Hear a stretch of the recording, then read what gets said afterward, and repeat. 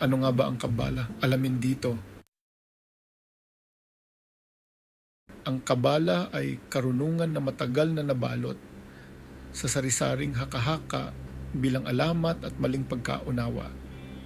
Dahil ang tunay na karunungan ay sadyang itinago ng mga pantas sa loob ng ilang libong taon sa mga tao noon na sa kanilang pagtingin ay hindi pa handa sa karunungang ito hanggang dumating ang panahong ito na inihayag na ang karunungang ito sa kasalukuyang henerasyon. Ang Kabala ba ay isang relihiyon? Isang maliwanag na halimbawa ng maling pag-unawa sa Kabala na ito ay isang relihiyon. Ito ay hindi relihiyon o uri ng mistisismo. Walang tinuturan sa Kabala tungkol sa pangangailangang maniwala sa isang mistikal na kapangyarihan sapagkat ang Kabala ay isang siyentipikong pamamaraan upang maunawaan ang kalikasan at mga batas nito at paano ito kumikilos at bakit. Ito rin ay nagtuturo sa sino mang tao kung paano matatamo o mararating ang tunay at buong realidad na labas sa limitadong realidad ng ating mundo. Ano ba ang binabanggit na mataas na realidad na sinasabing labas sa limitadong bahagi ng realidad? Ayon sa Kabala, ito ay ang pag-iral o buhay na labas sa 5 pandama o 5 senses ng isang tao. Labas sa nakikita ng mata, hindi nahahawakan ng kamay. Labas sa pang-amoy, ng gakmaw ng ilong, sa panlasa ng bibig at dila at hindi naririnig ng tainga. Ito ang espiritual na mundo o mataas na realidad na tinutukoy ng Kabala. At ito ay maaaring matamo ng isang tao na nag-aaral at namumuhay ayon sa batas at prinsipyo ng espiritual na mundo na itinuturo ng Kabala tulad ni Moses at mga propeta at guro na lumitaw matapos kay Moses tulad ni Ari, Isaac Luria, Yehuda Ashlag o Baal Hasulam at Rabash bilang ilang halimbawa. Nagawa ng mga taong ito na makita at maranasan ang kaluwalhatian ng espiritual na mundo habang nabubuhay pa sa mundong ito. Natawid nila ang ayon sa mga pantas at guro ay ang malawak na agwat na humahati sa pisikal at espiritual na mundo na tinawag ng mga pantas na maksom sa salitang Hebreo. Paano matatamo ng isang karaniwang tao ang kakayahan para marating ang espiritual na mundo? Sa pagkakamit ng espiritual na katangian, matutuklasan ang inilalarawan na istruktura at balangkas ng pagkakalikha ng tao at buong sanlibutan ayon sa mga guro.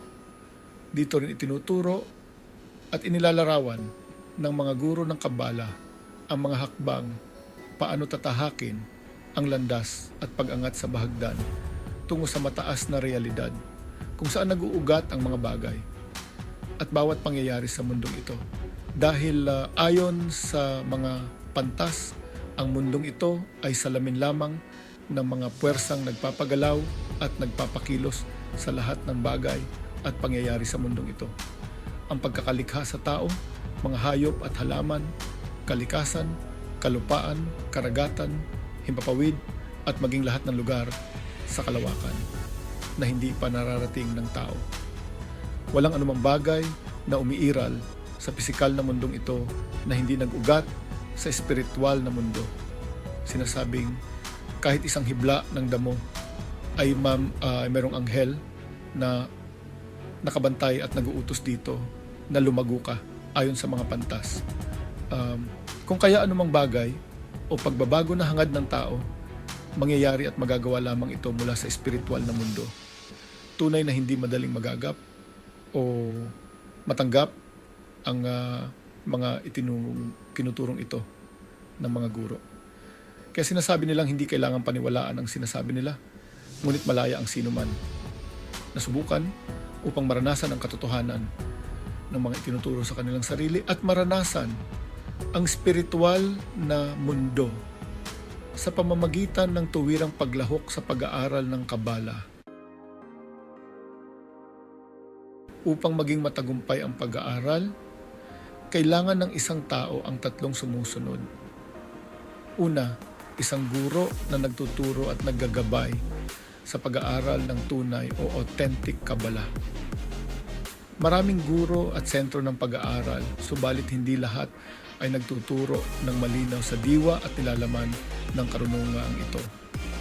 Tulad ng istruktura at balangkas ng pagkakalikha o creation ng tao at kaluluwa nito, ang layunin at patutunguhan ng buhay at paano ito maisasagawa. Pangalawa, mga aklat na naglalahad at naglalarawan ng siyentipikong pamamaraan ng hakbang, kada hakbang na pagtahak at pag-angat sa bahagdan ng espiritualidad. At pangatlo, isang kapaligiran o kalipunan ng mga taong may isang puso at hangarin na mahayag sa kanyang sarili.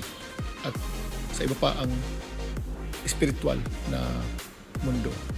Sa pamamagitan ng sama-samang pag-aaral at pagsasanay sa mga prinsipyo ng tunay na Kabala, mahahatid ang bawat isa sa lubos na pag-unawa sa katotohanan ng mataas na realidad.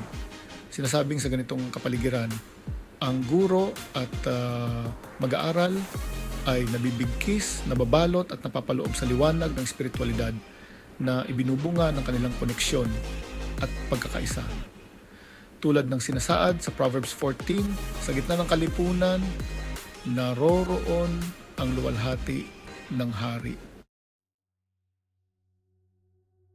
Para sa mga may hangarin sa espiritualidad ng Kabala, maaring tumungo sa mga website na ito. Sa English, kabuconnect.com. Sa Tagalog, kabala.info/Tagalog. Salamat po sa inyong pakikinig.